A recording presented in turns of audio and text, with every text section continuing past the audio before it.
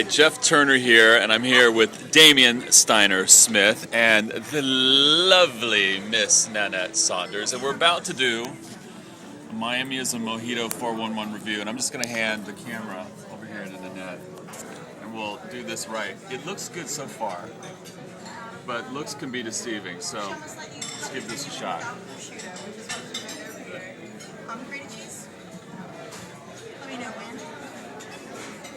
All right, we're at the Macaroni Grill in Virginia Beach, and this is pretty darn good. So, on the Miamism scale, 1 to 5, 5 being the best, I'm going to give this a 4, which is pretty darn good. So, if you're in Virginia Beach looking for a mojito, I recommend this one. Until our next mojito.